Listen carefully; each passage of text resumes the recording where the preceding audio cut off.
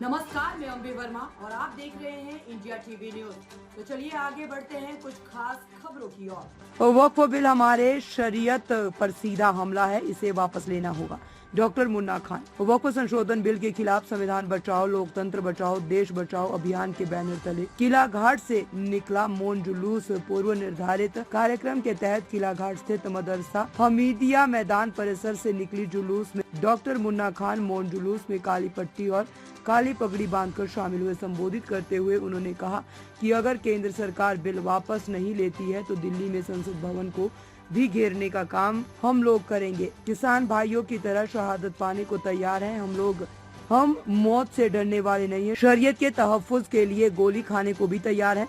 संविधान में लगातार छेड़छाड़ हो रही है। केंद्र सरकार एक समुदाय को बार बार परेशान करने की कोशिश कर रही है, जिससे किसी भी समुदाय के किसी वर्ग का कोई फायदा नहीं होने वाला है। सिर्फ केंद्र सरकार के दो मित्रों को छोड़कर इस बिल से सीधा फायदा अडानी और अंबानी के अलावा रजिस्टर्ड भूमाफियाओं को ही होने वाला है। इस तरह के काला कानून से किसी गरीब का भला नहीं होने वाला है। धरना स्थल पर बने मंच से संबोधित करते हुए डॉक्टर मुन्ना खान ने कहा कि यहाँ से जाने के बाद घर में अपने बच्चों से ये जरूर बताएं कि शरीयत के लिए अगर शहादत देने की जरूरत होगी, इससे पीछे नहीं हटना। आपको याद होगा किसान कानून वापस कराने में 700 से ज्यादा किसानों ने अपनी जान तक गंवा दी थी। हमें उससे ज्यादा कुर्बानियां देने की जरूरत है। उन्होंने कहा है कि पहली शहादत होगी अगर तो वह मुन्ना खान की होगी।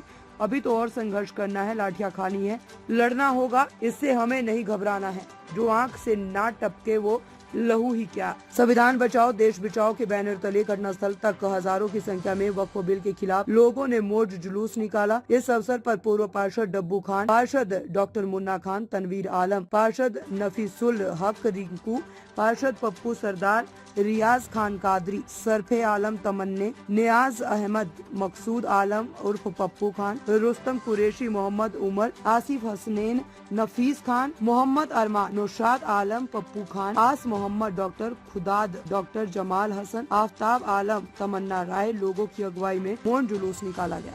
बांध करके आप वक्फ बिल संशोधन में हिस्सा लेने आए हैं। क्या समझते हैं वक्फ बिल क्या है, क्यों आप लोग विरोध कर रहे हैं? वक्फ आपके भलाई के लिए है, गरीब मुसलमानों के लिए है।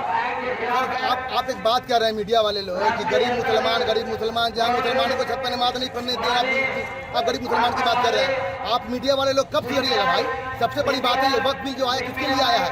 ये वक्फ बिल उसके लिए आया है जो बोल रहे हैं गरीब। ये वक्फ बिल आया है जो लैंड माफिया उनको, ताकि लैंड माफिया काट करके जो भी वक्फ का जमीन है लैंड माफियाओं को दे दिया जाए, चाहे वो अडानी हो, अंबानी हो, चाहे वो जो भी हो।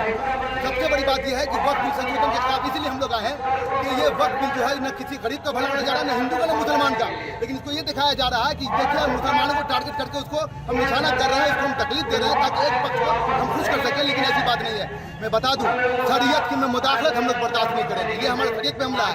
CAA NRC हमारे नेशन पे हमला था, वो हम लोग के जो सिटीजनशिप पे हमला था। हम लोग खामोश थे, फिर भी हम लोग एहतजाज करते रहे। लेकिन ये हमारे शरीयत का मामला है, शरीयत में मुदाखलत हम लोग किसी हाल में बर्दाश्त नहीं करेंगे। सर एक चीज बताइए, अभी सोशल मीडिया पे बहुत चल रहा है जो वक्फ बोर्ड के रखवाले हैं, मुतवल्ली हैं, वही जमीन कब्जा किए हैं, भाई बंधु को दिए हुए हैं, तो उस पर आप लोग की नजर नहीं जाती है? सर पूरी नजर है, मेरा यही कहना है, पूरी नजर है। जब वो मतलब कि 25,000 से ज्यादा केस क्रिमिनल कोर्ट में केस चल रहा है, तो सरकार को ये चाहिए था कि उस केस को खुलवा करके अविलंब उसको मतलब ये करवाए, मतलब उस केस का फैसला करवाए ताकि उन लोगों को फायदा हो जो वाकई में उसके जो हकदार है। लेकिन देखिए हो क्या रहा है, हो ये रहा है कि जो वक्त पर काबिज हैं इस कानून से उनको सीधे तौर पर फायदा पहुंचेगा।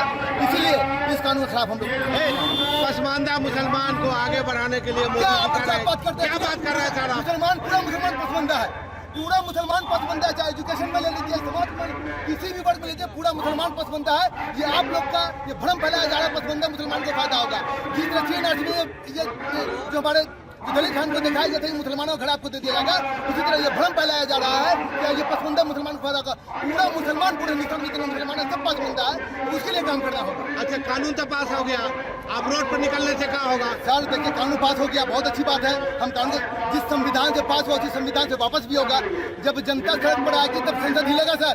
संसद ने पास कर दिया, हम कहाँ कुछ बोल रहे हैं। अब जनता आ रही है रोड पर, अभी बताने के लिए आए। आपने जो वक्त बिल हमारे सुरक्षा के लिए आया है, वो हमारी सुरक्षा के लिए नहीं है, वो हमारे लिए विनाशकारी साबित हुआ।